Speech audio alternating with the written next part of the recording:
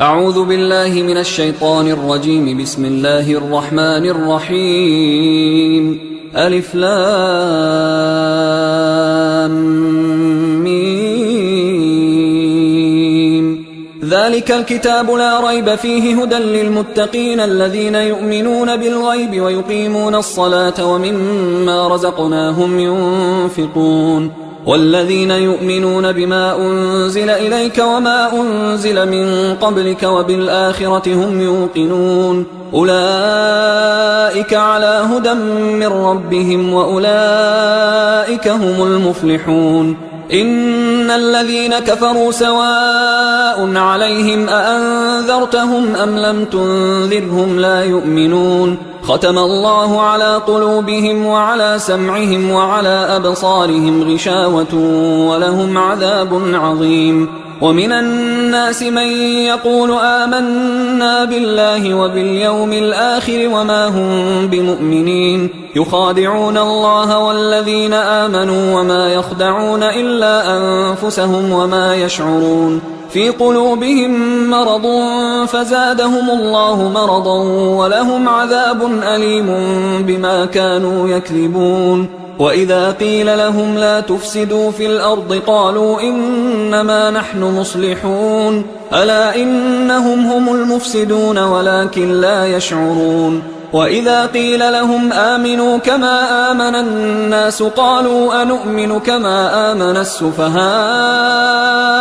ألا إنهم هم السفهاء ولكن لا يعلمون. وإذا لقوا الذين آمنوا قالوا آمنا وإذا خلوا إلى شياطينهم قالوا إنا معكم إنما نحن مستهزئون. الله يستهزئ بهم ويمدهم في طغيانهم يعمهون. أولئك الذين اشتروا الضلالة بالهدى فما ربحت تجارتهم وما كانوا مهتدين. مثلهم كمثل الذي استوقد نارا فلما أضاءت ما حوله ذهب الله بنورهم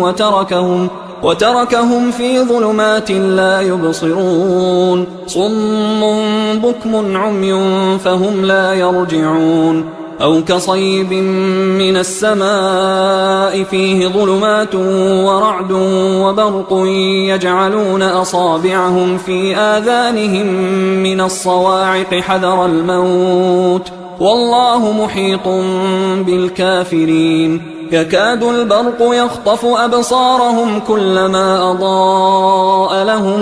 مشوا فيه وإذا أظلم عليهم قاموا ولو شاء الله لذهب بسمعهم وأبصارهم إن الله على كل شيء قدير. يا أيها الناس اعبدوا ربكم الذي خلقكم والذين من قبلكم لعلكم تتقون. الذي جعل لكم الأرض فراشا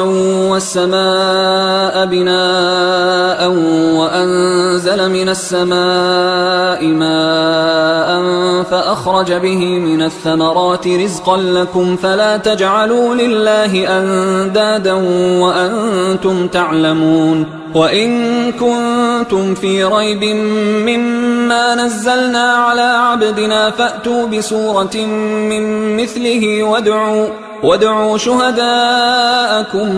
من دون الله إن كنتم صادقين. فإن لم تفعلوا ولن تفعلوا فاتقوا النار التي وقودها الناس والحجارة أعدت للكافرين. وبشر الذين آمنوا وعملوا الصالحات أن لهم جنات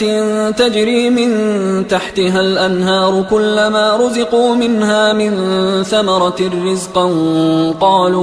قالوا هذا الذي رزقنا من قبل وأتوا به متشابها ولهم فيها أزواج مطهرة وهم فيها خالدون. إن الله لا يستحيي أن يضرب مثلا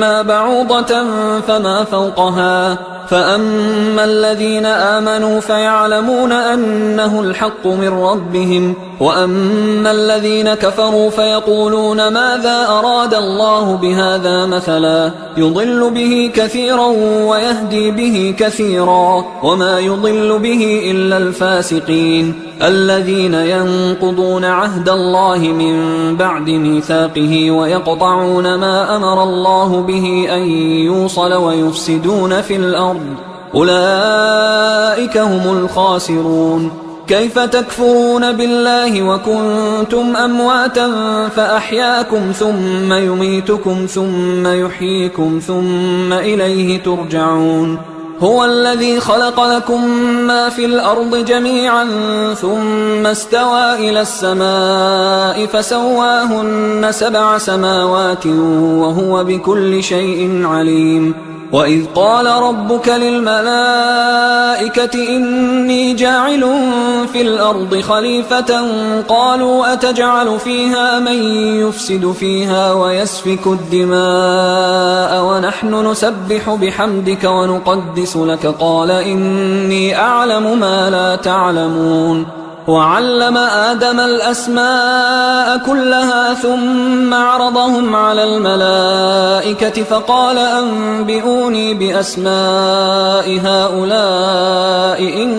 كنتم صادقين. قالوا سبحانك لا علم لنا إلا ما علمتنا إنك أنت العليم الحكيم. قال يا آدم أنبئهم بأسمائهم فلما أنبأهم بأسمائهم قال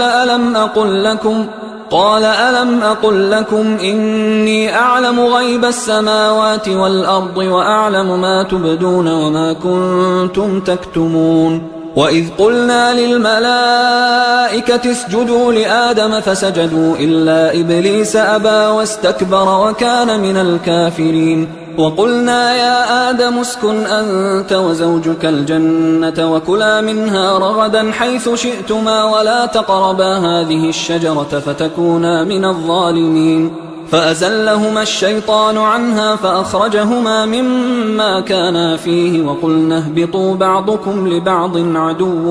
ولكم في الأرض مستقر ومتاع إلى حين. فتلقى آدم من ربه كلمات فتاب عليه إنه هو التواب الرحيم. قلنا اهبطوا منها جميعا فإما يأتينكم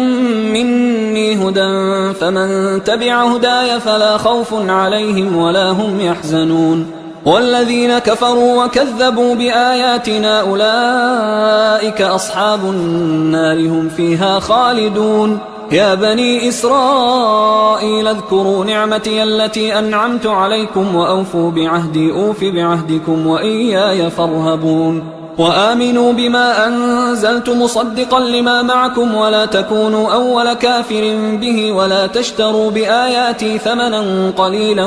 وإياي فاتقون. ولا تلبسوا الحق بالباطل وتكتموا الحق وأنتم تعلمون. وأقيموا الصلاة وآتوا الزكاة واركعوا مع الراكعين. أتأمرون الناس بالبر وتنسون أنفسكم وأنتم تتلون الكتاب أفلا تعقلون. واستعينوا بالصبر والصلاة وإنها لكبيرة إلا على الخاشعين الذين يظنون أنهم ملاقو ربهم وأنهم إليه راجعون. يا بني إسرائيل اذكروا نعمتي التي أنعمت عليكم وأني فضلتكم على العالمين. واتقوا يوما لا تجزي نفس عن نفس شيئا ولا يقبل منها شفاعة ولا يؤخذ منها عدل ولا هم ينصرون. وإذ نجيناكم من آل فرعون يسومونكم سوء العذاب يذبحون أبناءكم ويستحيون نساءكم وفي ذلكم بلاء من ربكم عظيم. وإذ فرقنا بكم البحر فأنجيناكم وأغرقنا آل فرعون وأنتم تنظرون. وإذ واعدنا موسى 40 ليلة ثم اتخذتم العجل من بعده وأنتم ظالمون. ثم عفونا عنكم من بعد ذلك لعلكم تشكرون وإذ آتينا موسى الكتاب والفرقان لعلكم تهتدون وإذ قال موسى لقومه يا قوم إنكم ظلمتم أنفسكم باتخاذكم العجل فتوبوا إلى بارئكم فاقتلوا أنفسكم ذلكم خير لكم عند بارئكم فتاب عليكم إنه هو التواب الرحيم وإذ قلتم يا موسى لن نؤمن لك حتى نرى الله جهرة فأخذتكم الصاعقة وأنتم تنظرون ثم بعثناكم من بعد موتكم لعلكم تشكرون وظللنا عليكم الغمام وأنزلنا عليكم المن والسلوى كلوا من طيبات ما رزقناكم وما ظلمونا ولكن كانوا أنفسهم يظلمون وإذ قلنا ادخلوا هذه القرية فكلوا منها حيث شئتم رغدا وادخلوا الباب سجدا وقولوا حطة نغفر لكم خطاياكم وسنزيد المحسنين فبدل الذين ظلموا قولا غير الذي قيل لهم فأنزلنا على الذين ظلموا رجزا من السماء بما كانوا يفسقون وإذ استسقى موسى لقومه فقلنا اضرب بعصاك الحجر فانفجرت منه 12 عينا قد علم كل أناس مشربهم كلوا واشربوا من رزق الله ولا تعثوا في الأرض مفسدين وإذ قلتم يا موسى لن نصبر على طعام واحد فادع لنا ربك يخرج لنا مما تنبت الأرض من بقلها وقثائها وفومها وعدسها وبصلها قال أتستبدلون الذي هو أدنى بالذي هو خير اهبطوا مصرا فإن لكم ما سألتم وضربت عليهم الذلة والمسكنة وباءوا بغضب من الله ذلك بأنهم كانوا يكفرون بآيات الله ويقتلون النبيين بغير الحق ذلك بما عصوا وكانوا يعتدون إن الذين آمنوا والذين هادوا والنصارى والصابئين من آمن بالله واليوم الآخر وعمل صالحا فلهم أجرهم عند ربهم ولا خوف عليهم ولا هم يحزنون وإذ أخذنا ميثاقكم ورفعنا فوقكم الطور خذوا ما آتيناكم بقوة واذكروا ما فيه لعلكم تتقون ثم توليتم من بعد ذلك فلولا فضل الله عليكم ورحمته لكنتم من الخاسرين ولقد علمتم الذين اعتدوا منكم في السبت فقلنا لهم كونوا قردة خاسئين فجعلناها نكالا لما بين يديها وما خلفها وموعظة للمتقين وإذ قال موسى لقومه إن الله يأمركم أن تذبحوا بقرة قالوا أتتخذنا هزوا قال أعوذ بالله أن أكون من الجاهلين قالوا ادع لنا ربك يبين لنا ما هي قال إنه يقول إنها بقرة لا فارض ولا بكر عوان بين ذلك فافعلوا ما تؤمرون قالوا ادع لنا ربك يبين لنا ما لونها قال إنه يقول إنها بقرة صفراء فاقع لونها تسر الناظرين قالوا ادع لنا ربك يبين لنا ما هي إن البقرة شابه علينا وإنا إن شاء الله لمهتدون قال إنه يقول إنها بقرة لا ذلول تثير الأرض ولا تسقي الحرث مسلمة لا شية فيها قالوا الآن جئت بالحق فذبحوها وما كادوا يفعلون وإذ قتلتم نفسا فادارأتم فيها والله مخرج ما كنتم تكتمون فقلنا اضربوه ببعضها كذلك يحيي الله الموتى ويريكم آياته لعلكم تعقلون ثم قست قلوبكم من بعد ذلك فهي كالحجارة أو أشد قسوة وإن من الحجارة لما يتفجر منه الأنهار وإن منها لما يشقق فيخرج منه الماء وإن منها لما يهبط من خشية الله وما الله بغافل عما تعملون أفتطمعون أن يؤمنوا لكم وقد كان فريق منهم يسمعون كلام الله ثم يحرفونه من بعد ما عقلوه وهم يعلمون وإذا لقوا الذين آمنوا قالوا آمنا وإذا خلا بعضهم إلى بعض قالوا أتحدثونهم بما فتح الله عليكم ليحاجوكم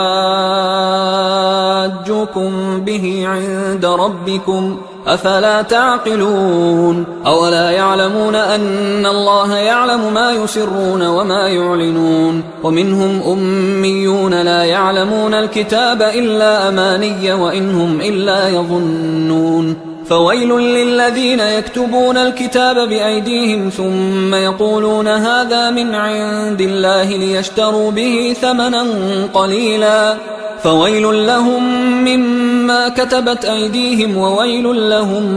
مما يكسبون وقالوا لن تمسنا النار إلا أياما معدودة قل أتخذتم عند الله عهدا فلن يخلف الله عهده أم تقولون على الله ما لا تعلمون بلى من كسب سيئة وأحاطت به خطيئته فأولئك أصحاب النار هم فيها خالدون والذين آمنوا وعملوا الصالحات أولئك أصحاب الجنة هم فيها خالدون وإذ أخذنا ميثاق بني إسرائيل لا تعبدون إلا الله وبالوالدين إحسانا وذي القربى واليتامى والمساكين وقولوا للناس حسنا وأقيموا الصلاة وآتوا الزكاة ثم توليتم إلا قليلا منكم وأنتم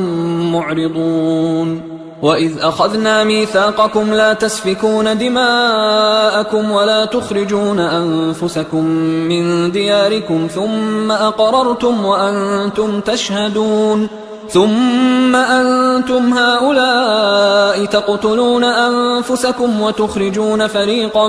منكم من ديارهم تظاهرون عليهم بالإثم والعدوان وإن يأتوكم أسارى تفادوهم وهو محرم عليكم إخراجهم أفتؤمنون ببعض الكتاب وتكفرون ببعض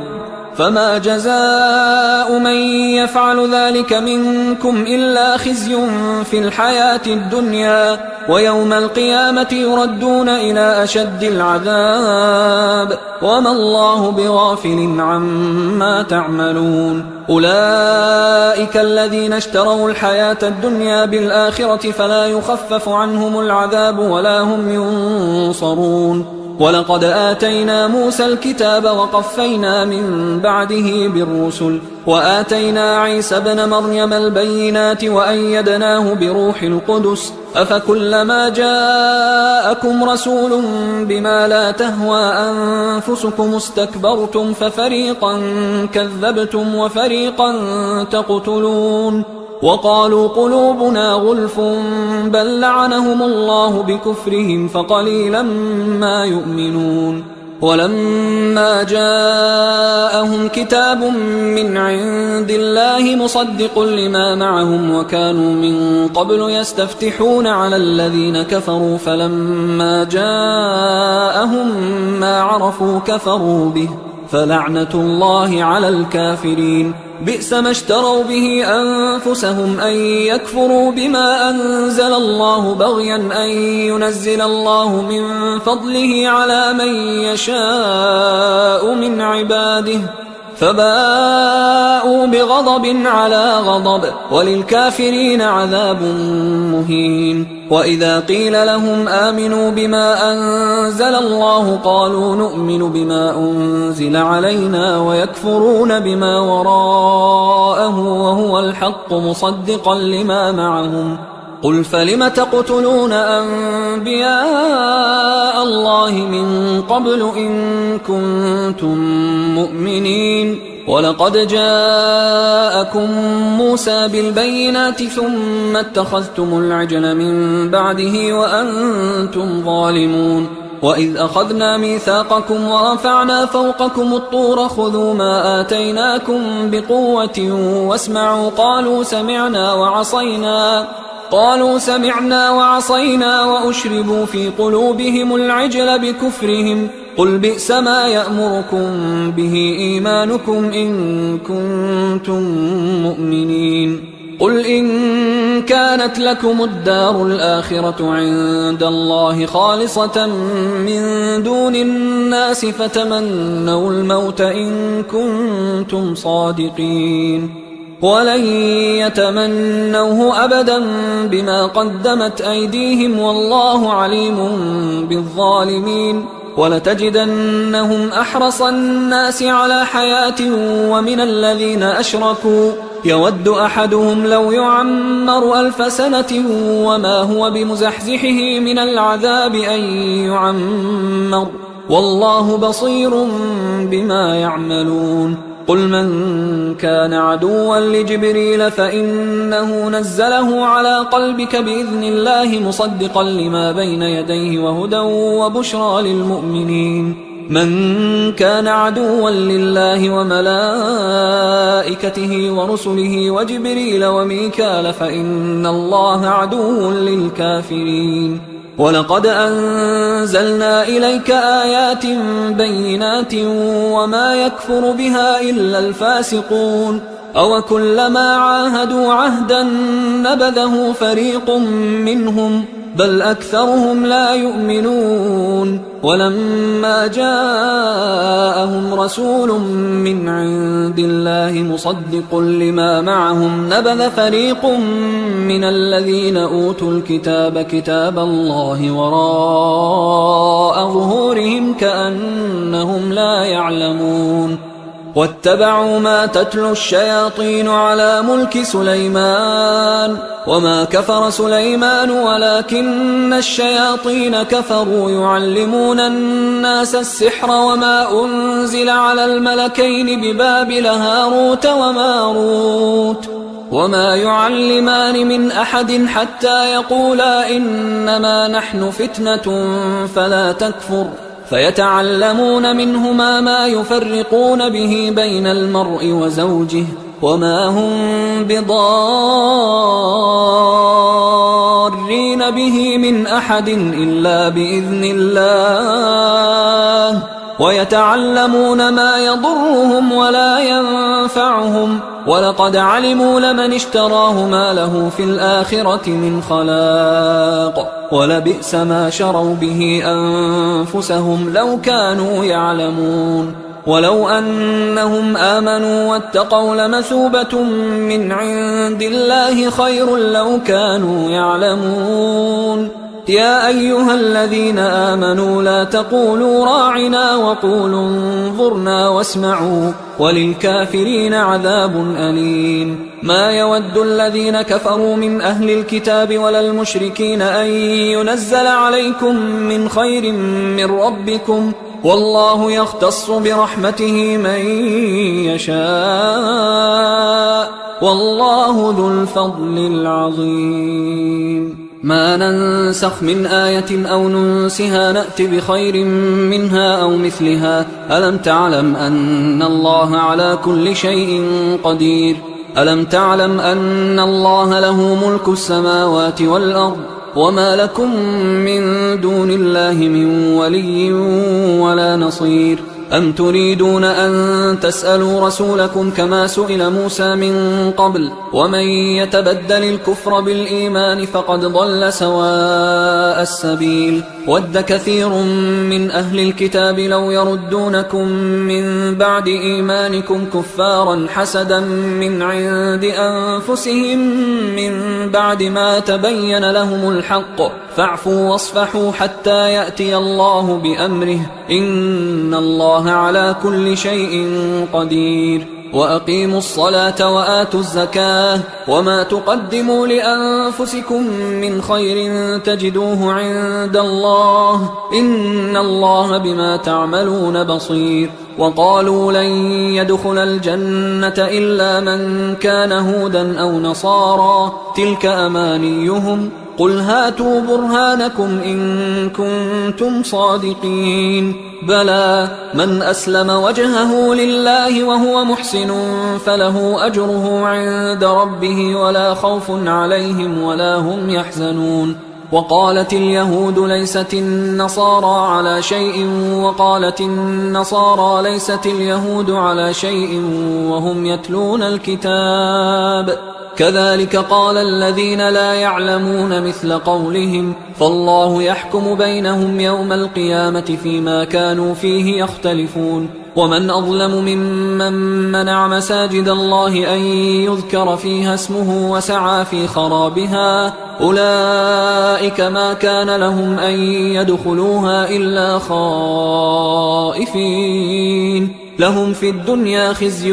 ولهم في الآخرة عذاب عظيم ولله المشرق والمغرب فأينما تولوا فثم وجه الله إن الله واسع عليم وقالوا اتخذ الله ولدا سبحانه بل له ما في السماوات والأرض كل له قانتون بديع السماوات والأرض وإذا قضى أمرا فإنما يقول له كن فيكون وقال الذين لا يعلمون لولا يكلمنا الله أو تأتينا آية كذلك قال الذين من قبلهم مثل قولهم تشابهت قلوبهم قد بينا الآيات لقوم يوقنون إنا أرسلناك بالحق بشيرا ونذيرا ولا تسأل عن أصحاب الجحيم ولن ترضى عنك اليهود ولا النصارى حتى تتبع ملتهم قل إن هدى الله هو الهدى ولئن اتبعت أهواءهم بعد الذي جاءك من العلم ما لك من الله من ولي ولا نصير الذين آتيناهم الكتاب يتلونه حق تلاوته أولئك يؤمنون به ومن يكفر به فأولئك هم الخاسرون يا بني إسرائيل اذكروا نعمتي التي أنعمت عليكم وأني فضلتكم على العالمين واتقوا يوما لا تجزي نفس عن نفس شيئا ولا يقبل منها عدل ولا تنفعها شفاعة ولا هم ينصرون وإذ ابتلى إبراهيم ربه بكلمات فأتمهن قال إني جاعلك للناس إماما قال ومن ذريتي قال لا ينال عهد الظالمين وإذ جعلنا البيت مثابة للناس وأمنا واتخذوا من مقام إبراهيم مصلى وعهدنا إلى إبراهيم وإسماعيل أن طهرا بيتي للطائفين والعاكفين والركع السجود وإذ قال إبراهيم رب اجعل هذا بلدا آمنا وارزق أهله من الثمرات من آمن منهم بالله واليوم الآخر قال ومن كفر فأمتعه قليلا ثم أضطره إلى عذاب النار وبئس المصير وإذ يرفع إبراهيم القواعد من البيت وإسماعيل ربنا تقبل منا إنك أنت السميع العليم ربنا وجعلنا مسلمين لك ومن ذريتنا أمة مسلمة لك وأرنا مناسكنا وتب علينا إنك أنت التواب الرحيم ربنا وبعث فيهم رسولا منهم يتلو عليهم آياتك ويعلمهم الكتاب والحكمة ويزكيهم إنك أنت العزيز الحكيم ومن يرغب عن ملة إبراهيم إلا من سفه نفسه ولقد اصطفيناه في الدنيا وإنه في الآخرة لمن الصالحين إذ قال له ربه أسلم قال أسلمت لرب العالمين. ووصى بها إبراهيم بنيه ويعقوب يا بني إن الله اصطفى لكم الدين فلا تموتن إلا وأنتم مسلمون. أم كنتم شهداء إذ حضر يعقوب الموت إذ قال لبنيه ما تعبدون من بعدي قالوا نعبد إلهك وإله آبائك إبراهيم وإسماعيل وإسحاق إلها واحدا ونحن له مسلمون. تلك أمة قد خلت لها ما كسبت ولكم ما كسبتم ولا تسألون عما كانوا يعملون. وقالوا كونوا هودا أو نصارى تهتدوا قل بل ملة إبراهيم حنيفا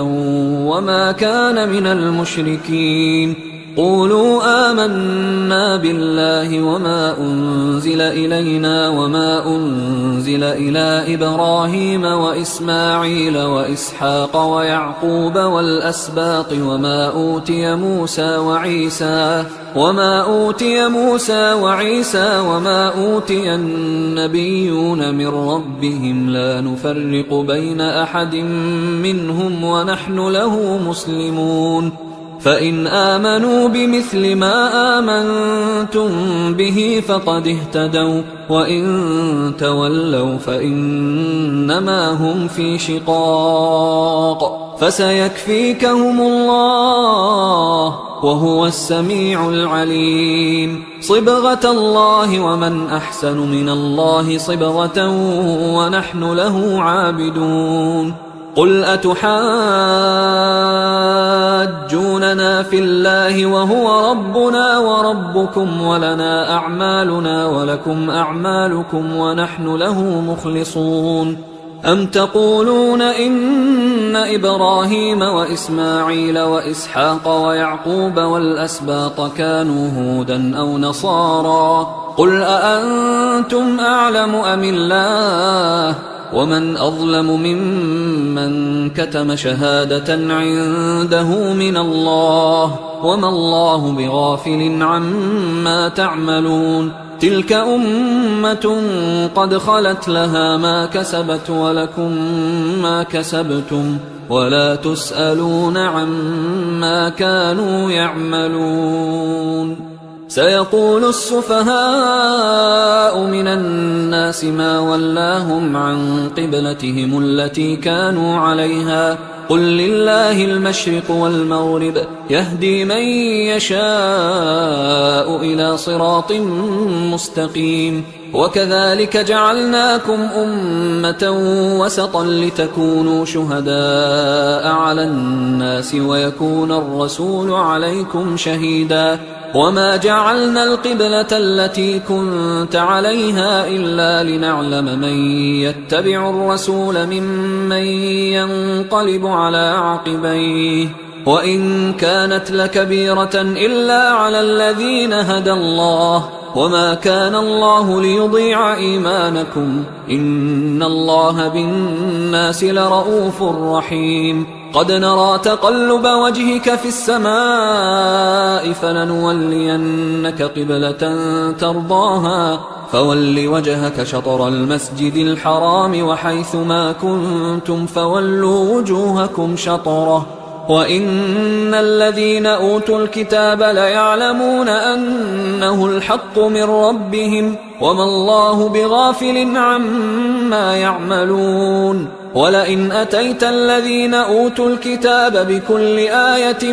ما تبعوا قبلتك وما أنت بتابع قبلتهم وما بعضهم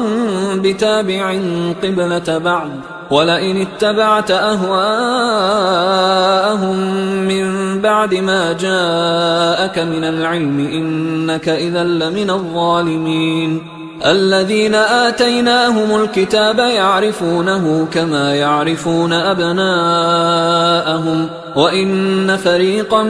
منهم ليكتمون الحق وهم يعلمون. الحق من ربك فلا تكونن من الممترين ولكل وجهة هو موليها فاستبقوا الخيرات أينما تكونوا يأت بكم الله جميعا إن الله على كل شيء قدير ومن حيث خرجت فول وجهك شطر المسجد الحرام وإنه للحق من ربك وما الله بغافل عما تعملون ومن حيث خرجت فول وجهك شطر المسجد الحرام وحيث ما كنتم فولوا وجوهكم شطره لئلا يكون للناس عليكم حجة إلا الذين ظلموا منهم فلا تخشوهم واخشوني ولأتم نعمتي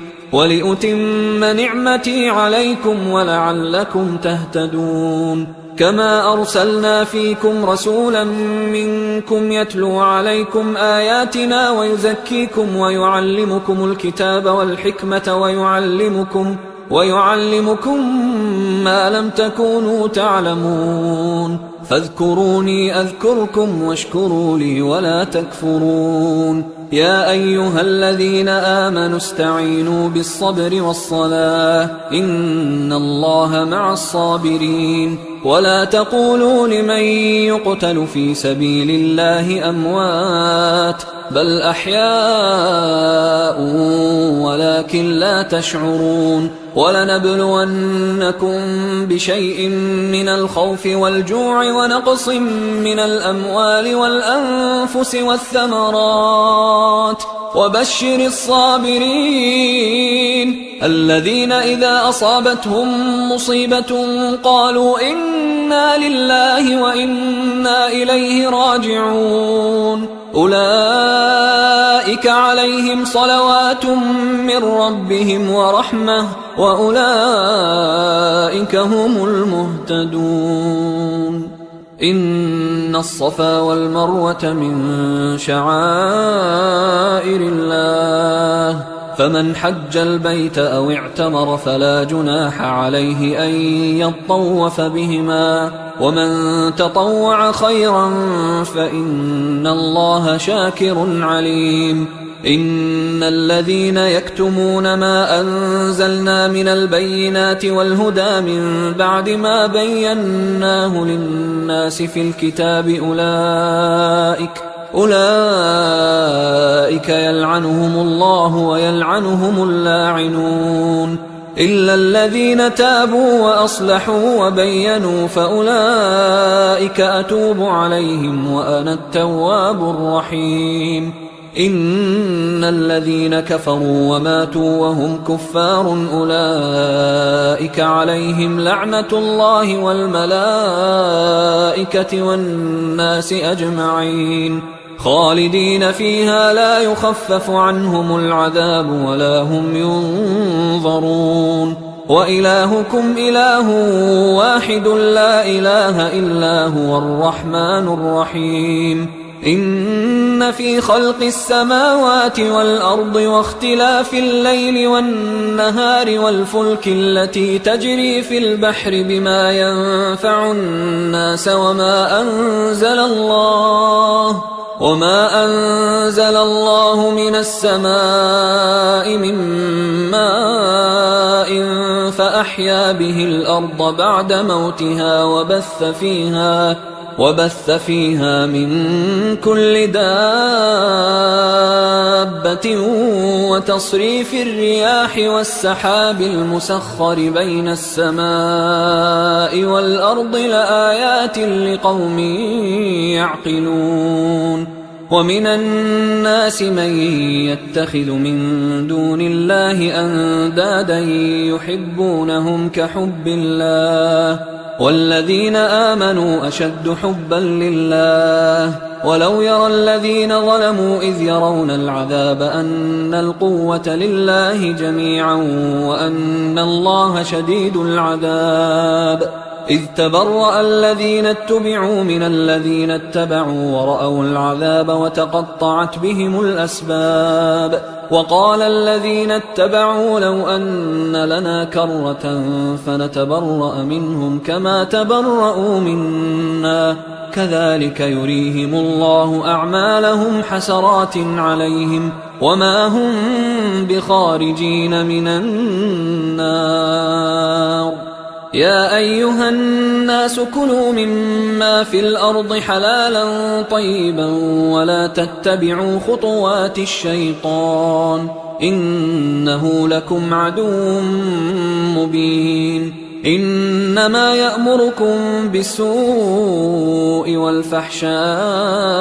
وأن تقولوا على الله ما لا تعلمون. وإذا قيل لهم اتبعوا ما أنزل الله قالوا بل نتبع ما ألفينا عليه آباءنا أولو كان آباؤهم لا يعقلون شيئا ولا يهتدون. ومثل الذين كفروا كمثل الذي ينعق بما لا يسمع إلا دعاء ونداء صم بكم عمي فهم لا يعقلون. يا أيها الذين آمنوا كلوا من طيبات ما رزقناكم واشكروا لله إن كنتم إياه تعبدون. إنما حرم عليكم الميتة والدم ولحم الخنزير وما أهل به لغير الله فمن اضطر غير باغ ولا عاد فلا إثم عليه إن الله غفور رحيم. إن الذين يكتمون ما أنزل الله من الكتاب ويشترون به ثمنا قليلا أولئك ما يأكلون في بطونهم إلا النار ولا يكلمهم الله يوم القيامة ولا يزكيهم ولهم عذاب أليم. أولئك الذين اشتروا الضلالة بالهدى والعذاب بالمغفرة فما أصبرهم على النار ذلك بأن الله نزل الكتاب بالحق وإن الذين اختلفوا في الكتاب لفي شقاق بعيد. ليس البر أن تولوا وجوهكم قبل المشرق والمغرب ولكن البر من آمن بالله واليوم الآخر والملائكة والكتاب والنبيين وآتى المال على حبه ذوي القربى واليتامى والمساكين وابن السبيل والسائلين وفي الرقاب وأقام الصلاة وآتى الزكاة والموفون بعهدهم إذا عاهدوا والصابرين في البأساء والضراء وحين البأس أولئك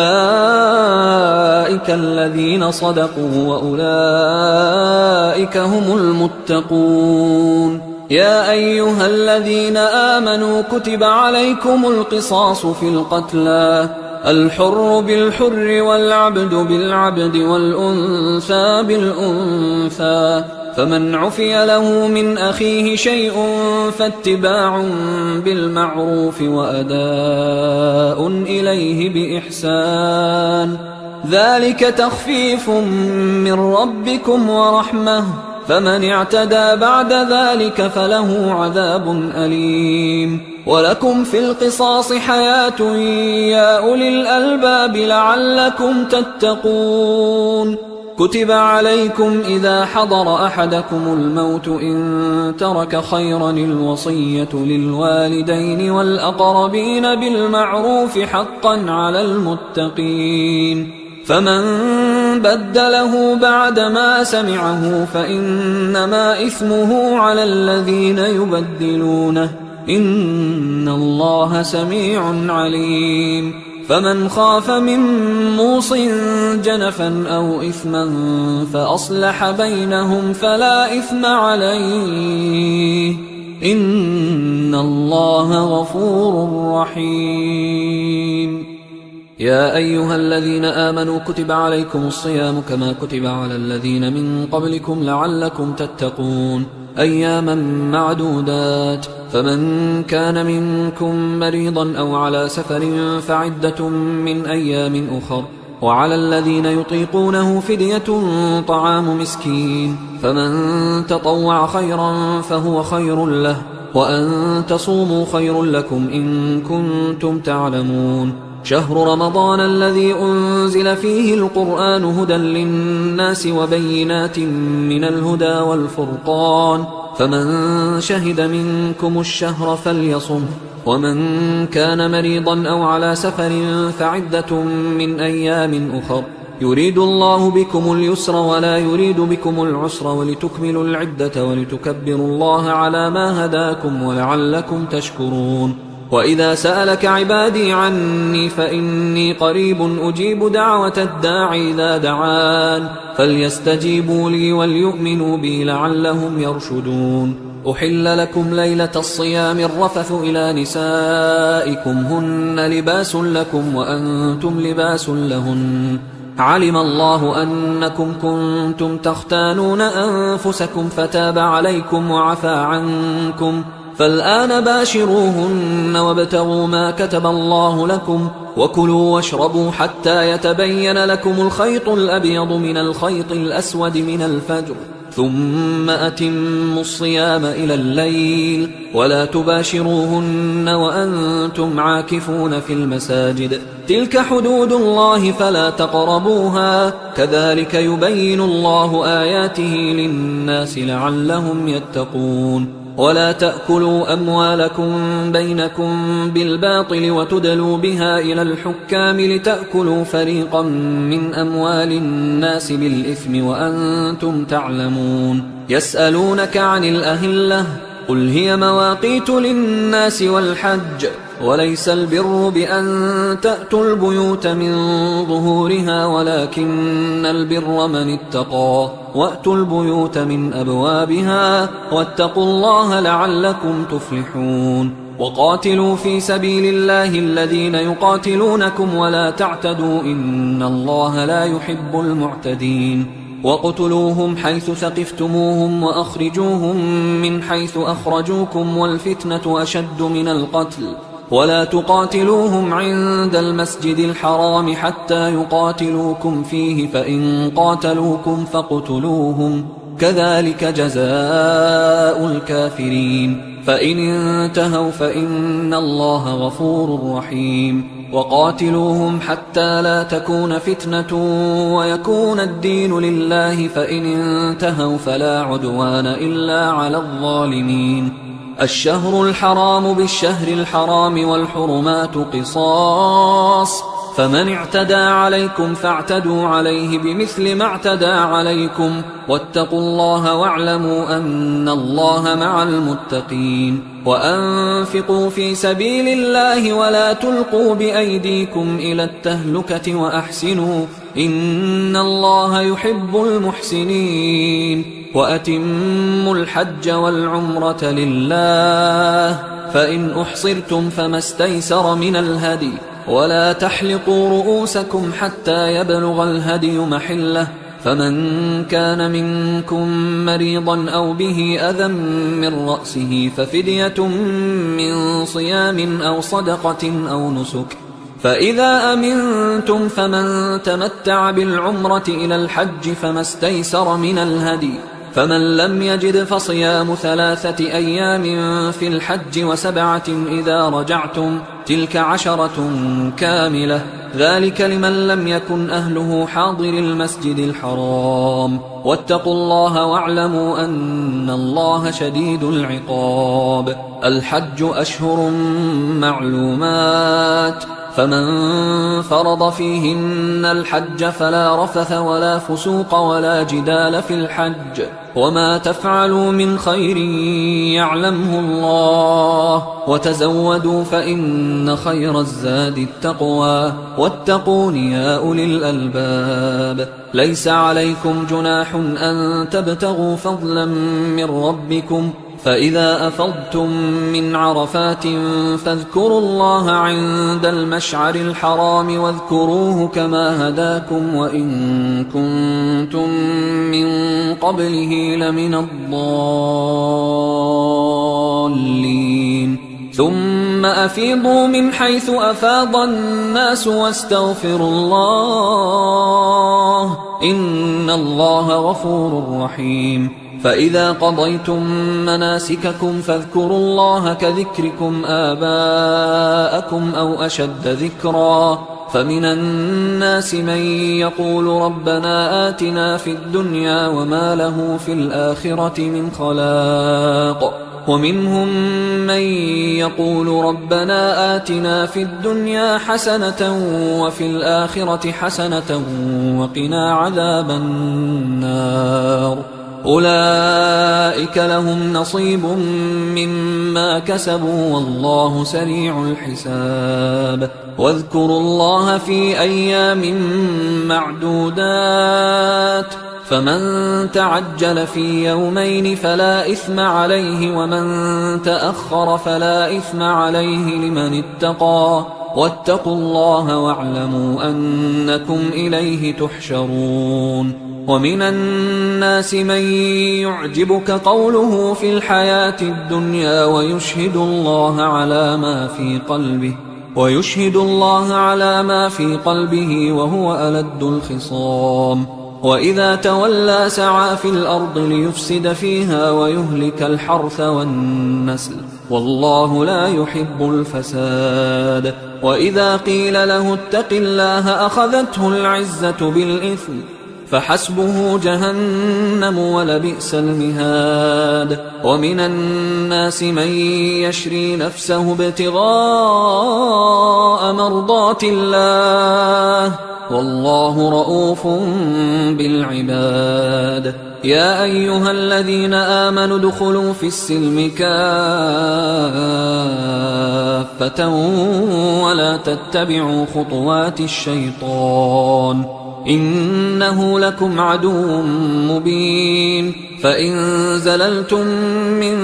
بعد ما جاءتكم البينات فاعلموا أن الله عزيز حكيم هل ينظرون إلا أن يأتيهم الله في ظلل من الغمام والملائكة وقضي الأمر وإلى الله ترجع الأمور سل بني إسرائيل كم آتيناهم من آية بينة ومن يبدل نعمة الله من بعد ما جاءته فإن الله شديد العقاب زين للذين كفروا الحياة الدنيا ويسخرون من الذين آمنوا والذين اتقوا فوقهم يوم القيامة والله يرزق من يشاء بغير حساب كان الناس أمة واحدة فبعث الله النبيين مبشرين ومنذرين وأنزل معهم الكتاب بالحق ليحكم بين الناس فيما اختلفوا فيه وما اختلف فيه إلا الذين أوتوه من بعد ما جاءتهم البينات بغيا بينهم فهدى الله الذين آمنوا لما اختلفوا فيه من الحق بإذنه والله يهدي من يشاء إلى صراط مستقيم أم حسبتم أن تدخلوا الجنة ولما يأتكم مثل الذين خلوا من قبلكم مستهم البأساء والضراء وزلزلوا حتى يقول الرسول والذين آمنوا معه متى نصر الله ألا إن نصر الله قريب يسألونك ماذا ينفقون قل ما أنفقتم من خير فللوالدين والأقربين واليتامى والمساكين وابن السبيل وما تفعلوا من خير فإن الله به عليم كتب عليكم القتال وهو كره لكم وعسى أن تكرهوا شيئا وهو خير لكم وعسى أن تحبوا شيئا وهو شر لكم والله يعلم وأنتم لا تعلمون يسألونك عن الشهر الحرام قتال فيه قل قتال فيه كبير وصد عن سبيل الله وكفر به والمسجد الحرام وإخراج أهله منه أكبر عند الله والفتنة أكبر من القتل ولا يزالون يقاتلونكم حتى يردوكم عن دينكم إن استطاعوا ومن يرتدد منكم عن دينه فيمت وهو كافر فأولئك حبطت أعمالهم في الدنيا والآخرة وأولئك أصحاب النار هم فيها خالدون إن الذين آمنوا والذين هاجروا وجاهدوا في سبيل الله أولئك يرجون رحمة الله والله غفور رحيم يسألونك عن الخمر والميسر قل فيهما إثم كبير ومنافع للناس وإثمهما أكبر من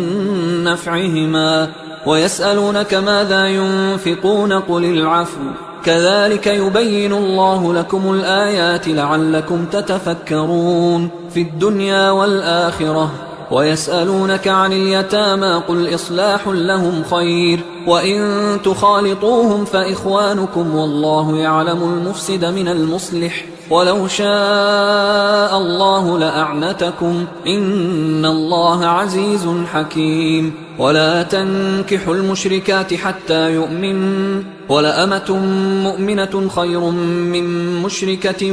ولو أعجبتكم ولا تنكحوا المشركين حتى يؤمنوا ولعبد مؤمن خير من مشرك ولو أعجبكم أولئك يدعون إلى النار والله يدعو إلى الجنة والمغفرة بإذنه ويبين آياته للناس لعلهم يتذكرون ويسألونك عن المحيض قل هو أذى فاعتزلوا النساء في المحيض ولا تقربوهن حتى يطهرن فإذا تطهرن فأتوهن من حيث أمركم الله إن الله يحب التوابين ويحب المتطهرين نساؤكم حرث لكم فأتوا حرثكم أنى شئتم وقدموا لأنفسكم واتقوا الله واعلموا أنكم ملاقوه وبشر المؤمنين ولا تجعلوا الله عرضة لأيمانكم أن تبروا وتتقوا وتصلحوا بين الناس والله سميع عليم لا يؤاخذكم الله باللغو في أيمانكم ولكن يؤاخذكم بما كسبت قلوبكم والله غفور حليم للذين يؤلون من نسائهم تربص 4 أشهر فإن فاءوا فإن الله غفور رحيم وإن عزموا الطلاق فإن الله سميع عليم والمطلقات يتربصن بأنفسهن 3 قروء ولا يحل لهن أن يكتمن ما خلق الله في أرحامهن إن كن يؤمن بالله واليوم الآخر وبعولتهن أحق بردهن في ذلك إن أرادوا إصلاحا ولهن مثل الذي عليهن بالمعروف وللرجال عليهن درجة والله عزيز حكيم الطلاق 2 فإمساك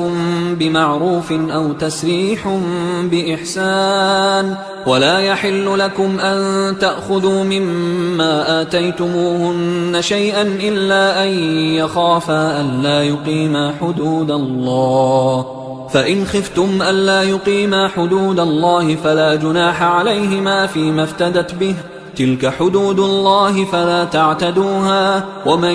يتعد حدود الله فأولئك هم الظالمون. فإن طلقها فلا تحل له من بعد حتى تنكح زوجا غيره، فإن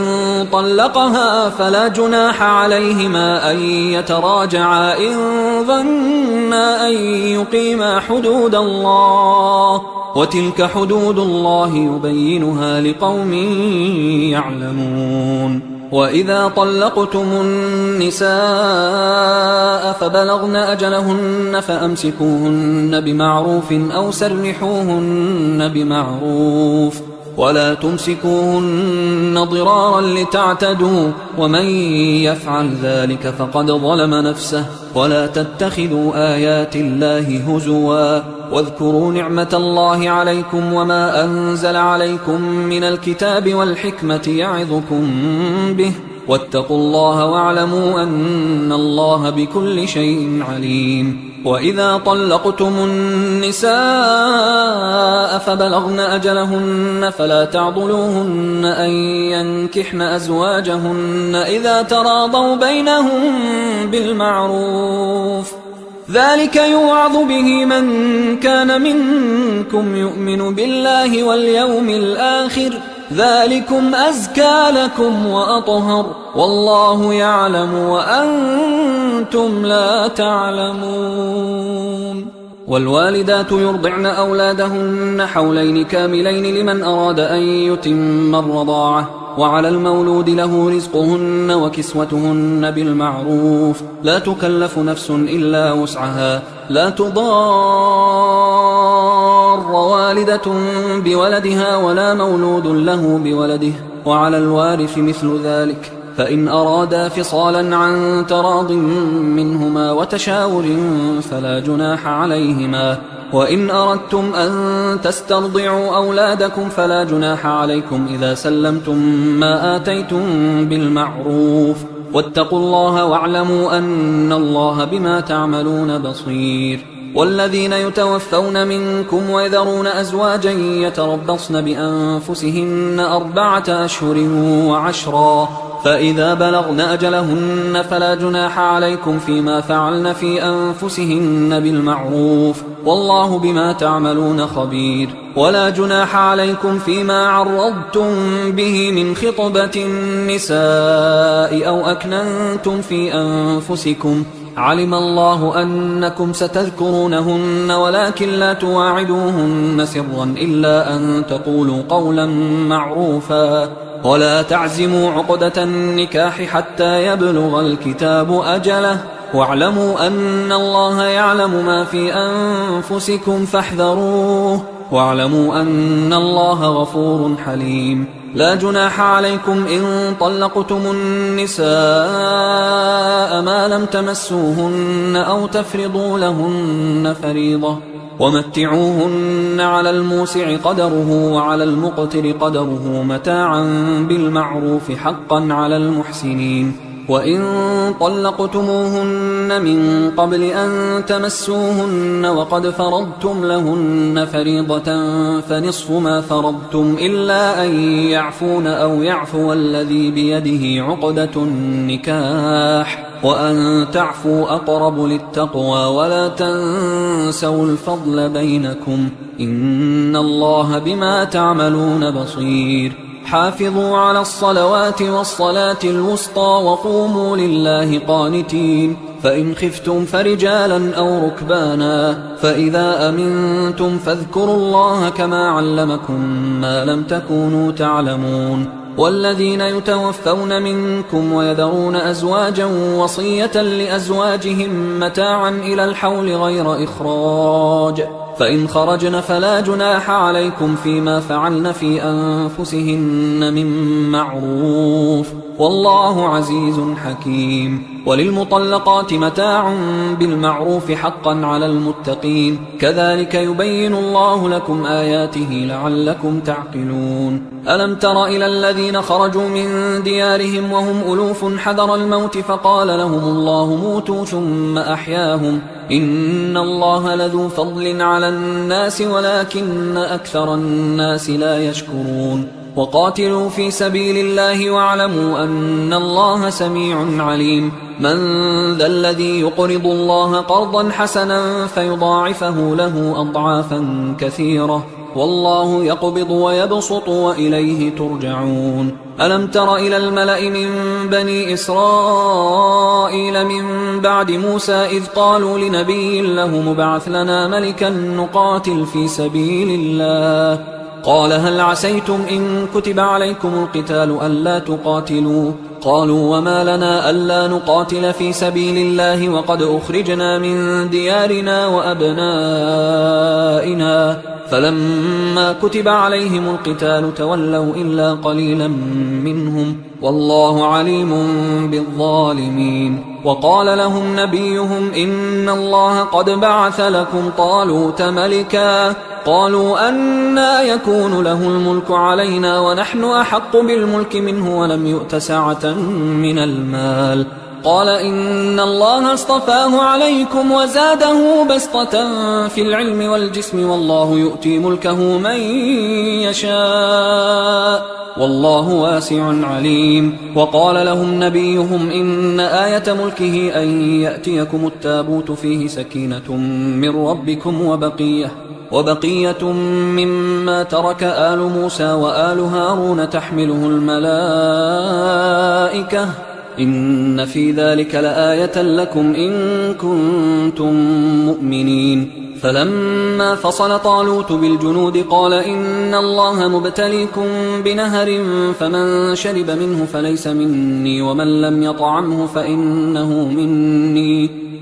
لم يطعمه فإنه مني إلا من اغترف غرفة بيده فشربوا منه إلا قليلا منهم فلما جاوزه هو والذين آمنوا معه قالوا لا طاقة لنا اليوم بجالوت وجنوده قال الذين يظنون أنهم ملاقوا الله كم من فئة قليلة غلبت فئة كثيرة بإذن الله والله مع الصابرين ولما برزوا لجالوت وجنوده قالوا ربنا أفرغ علينا صبرا وثبت أقدامنا وانصرنا على القوم الكافرين فهزموهم بإذن الله وقتل داود جالوت وآتاه الله الملك والحكمة وعلمه مما يشاء ولولا دفع الله الناس بعضهم ببعض لفسدت الأرض ولكن الله ذو فضل على العالمين تلك آيات الله نتلوها عليك بالحق وإنك لمن المرسلين تلك الرسل فضلنا بعضهم على بعض منهم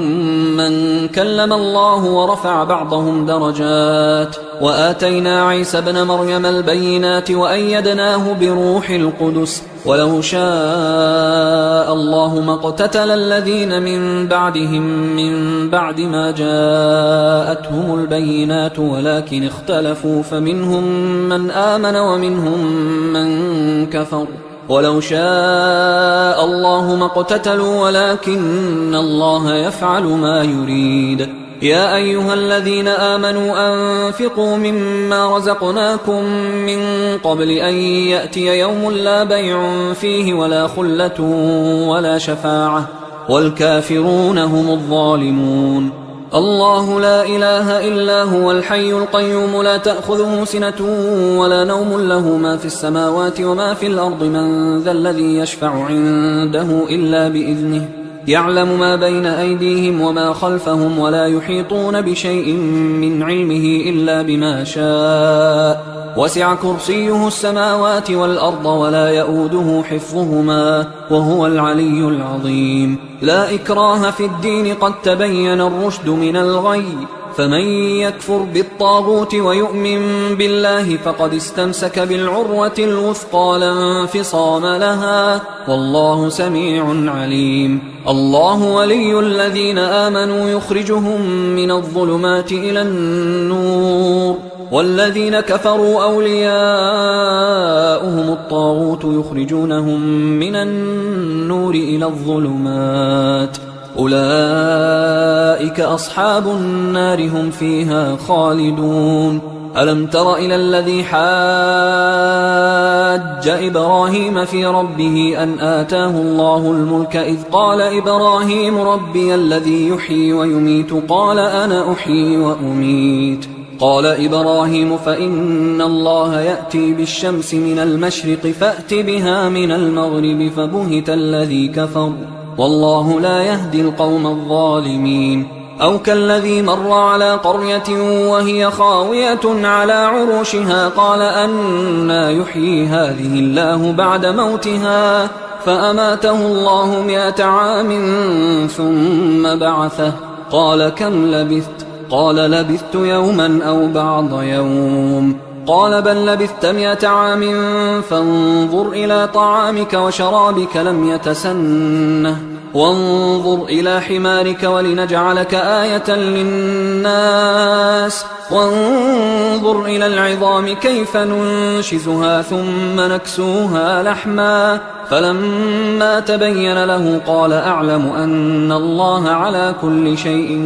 قدير. وإذ قال إبراهيم رب أرني كيف تحيي الموتى قال أولم تؤمن قال بلى ولكن ليطمئن قلبي قال فخذ 4 من الطير فصرهن إليك ثم اجعل على كل جبل منهن جزءا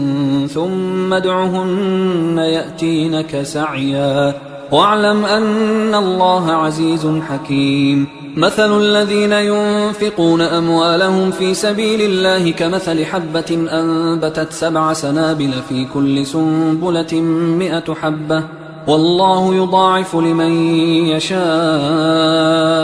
والله واسع عليم. الذين ينفقون أموالهم في سبيل الله ثم لا يتبعون ما أنفقوا منا ولا أذى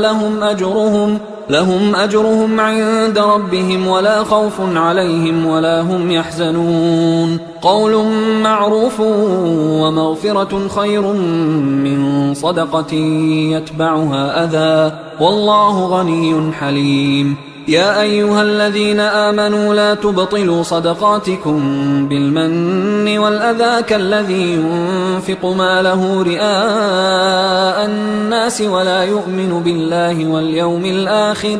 فمثله كمثل صفوان عليه تراب فأصابه وابل فتركه صلدا لا يقدرون على شيء مما كسبوا والله لا يهدي القوم الكافرين. ومثل الذين ينفقون أموالهم ابتغاء مرضات الله وتثبيتا من أنفسهم كمثل جنة بربوة أصابها وابل فآتت